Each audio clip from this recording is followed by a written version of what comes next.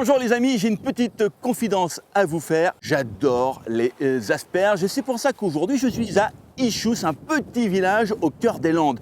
Oui, les Landes, le terroir de prédilection des asperges. Pourquoi? Pour son climat qui est doux sûrement, pour son sol qui est sableux, mais on va tout vous expliquer, on va tout vous montrer et je vous propose d'aller à la rencontre d'Evelyne Margaretti, productrice de la fameuse asperge des Landes priméale, détentrice d'une IGP. Alors, on va aller la rejoindre dans son aspergerie et ensuite nous ferons une halte, je vous emmènerai chez Flo, une table réputée de la région. Alors, si les asperges ça vous botte, suivez-moi. Bonjour Evelyne. Bonjour. Permettez-moi de vous embrasser, je peux? Avec plaisir. Alors, je remarque une première chose, c'est le monticule de terre. cette butte-là, en fait. La butte, c'est le monticule de terre qu'on fait au mois de janvier pour permettre ensuite aux petits bourgeons de pousser et s'étirer. Et ce qui fait qu'ensuite, on arrive à commercialiser l'asperge à 22 cm. Qu'est-ce qu'on fait avec une asperge? On plante une graine? Comment ça fonctionne? Non, on ne plante pas une graine, on plante ce qu'on appelle une griffe. Alors, ça ressemble un petit peu à une grosse araignée. Ça fait un petit plateau avec des petits bourgeons et des racines, comme les pattes de l'araignée. Ouais. Et on les met en terre une fois tous les 10 ans.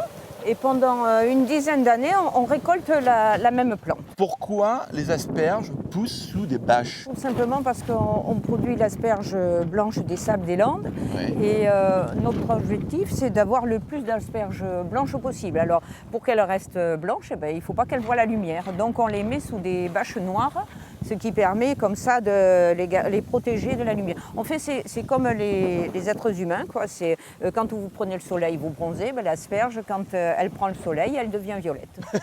C'est aussi simple que ça, les amis. La saison des asperges, commençons par le début. C'est quoi la saison? Alors, la saison, c'est à peu près depuis la fin février et on va jusqu'au 10-15 juin. Qu'est-ce qui fait une bonne asperge? C'est une question de terroir. Le fait qu'elle pousse dans le sable fin des Landes, c'est un sable noir, mais qui leur permet de pousser excessivement vite. Parce que quand les conditions sont idéales pour pousser, elles arrivent à pousser de 6 cm dans une journée.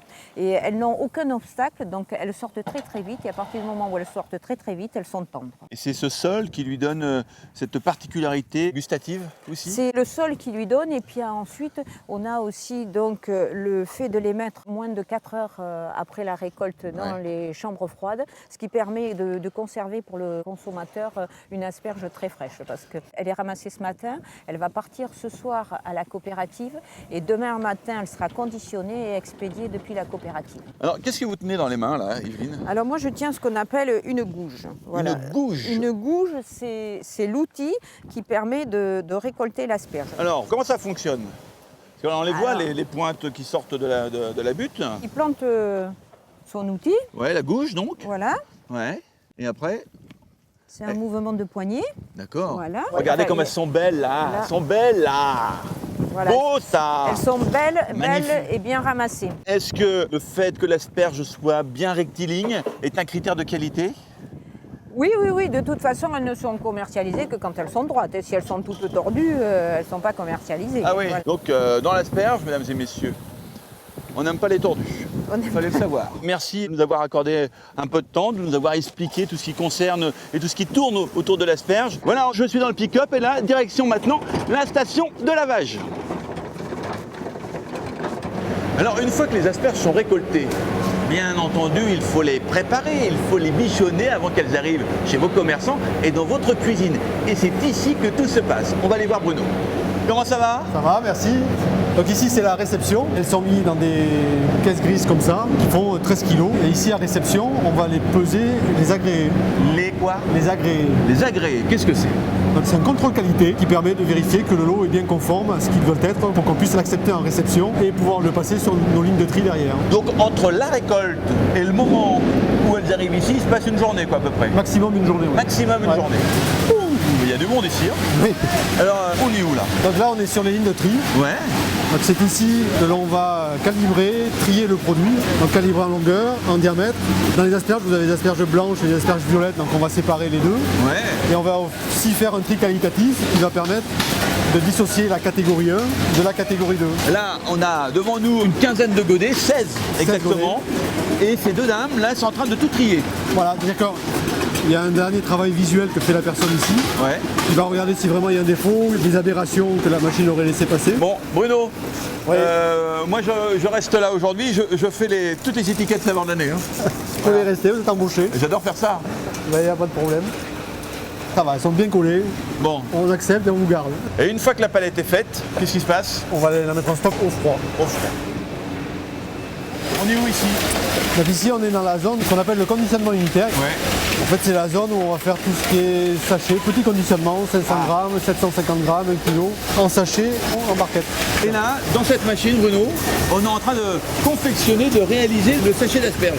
Tout à fait. Toujours par rapport à la traçabilité, vous retrouvez les numéros de l'eau, des producteurs qui ont été utilisés pour faire ce sachet-là. Eh bien, merci Bruno de nous avoir ouvert les portes, de nous avoir expliqué un peu votre job. Et puis à très bientôt. Merci à vous. Au Ciao, revoir. ciao, merci. Je ne peux pas quitter la région sans vous emmener chez Flo. Derrière les fourneaux, c'est Florent, un chef qui prépare une cuisine créative, une cuisine généreuse et surtout une cuisine entièrement faite maison. Allez, on va le retrouver. Salut Flo. Salut Oli, bienvenue dans les Landes, Merci. Nous sommes exactement à Parentis, en Borne. en Borne. Retenez bien cette adresse, nous sommes au cœur du village, chez Flo. Et qu'est-ce que tu vas nous réaliser comme recette aujourd'hui? Aujourd'hui, on va faire des asperges braisées Ouais. que l'on va servir avec du céleri et du boudin. Quand on cuisine les asperges, qu'est-ce qu'il faut pas faire ou surtout qu'est-ce qu'il faut faire? C'est de bien peler l'asperge. C'est-à-dire avec un économe comme ça, ne pas hésiter, appuyer légèrement pour enlever la première peau. Hein, on le sait bien, la première peau n'est pas très bonne à manger. Mais on va toujours de la pointe vers la queue, quoi. en fait. Exactement. Hein, c'est Et ça. je me permets de laisser 4-5 cm suivant la fraîcheur de l'asperge. Mais cette peau-là est très fine. On va la manger, il faut la garder. Toi, tu les fais griller les asperges. Donc là, on va les faire braiser un petit peu. Ouais. On va leur donner une petite coloration. On a souvent l'habitude de les servir pochées, c'est-à-dire bien blanches. Et là, on va leur amener un petit peu plus de goût. On va les griller. Au fur et à mesure, on va les griller. Ils vont prendre une petite coloration et un peu de sucre, un peu de goût. Et avant ça, je vais les assaisonner. Évidemment, au piment d'Espelette. Combien de temps comme ça dans la poêle? Ça va cuire à peu près 10 minutes pour les griller. Et on va rajouter 10 minutes de plus avec un couvercle. J'ai préparé une purée de céleri, tout simplement du céleri boule, que j'ai fait cuire dans du lait, que j'ai écrasé à la fourchette ou mixé, comme on veut. Tout facile. Tout facile. Malgré tout, juste avant de récupérer le céleri, j'avais taillé des fines tranches de céleri. On peut appeler ça des ravioles de céleri, que j'ai fait cuire dans un petit peu de bouillon, petit bouillon de canard évidemment, Ah ouais.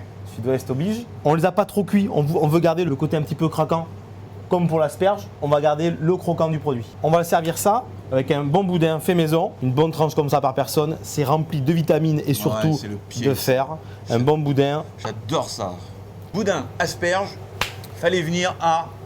Parentis en Borne. Exactement. L'idée, c'est de venir récupérer nos asperges.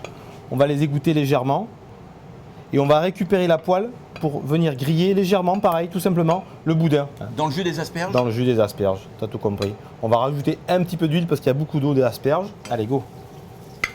L'artiste commence son œuvre. Ok. Donc crémeuse de céleri. Et là, c'est nos fameuses ravioles de céleri. Hop, notre boudin, il est prêt. Un peu de fleur de sel, de l'huile d'olive, du maïs grillé. Et pour alléger tout ça, on va mettre un petit peu d'herbe en fonction de ce que vous trouvez chez votre maraîcher.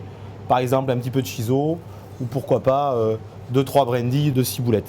Merci Flo pour cette belle assiette gourmande, créative, inventive, régionale, locale. On y est là, hein? On est pas mal. Allez, on y va. Ciao. Salut. Et oui, l'heure tourne, il va falloir que je reprenne la route, mais je suis content car depuis ce matin, depuis l'aspergerie à l'assiette, on vous a tout expliqué, on vous a tout montré. Alors merci à la marque Priméal, merci à Evelyne, merci à Bruno, merci à Flo, merci à tous ces passionnés qui travaillent chaque jour à rendre nos assiettes plus gourmandes. Et les amis, maintenant, faites comme moi, mangez des asperges. Voilà, je vous retrouve très vite pour de nouveaux reportages sur MySaveur TV. Je vous embrasse. Salut les chéris, ciao.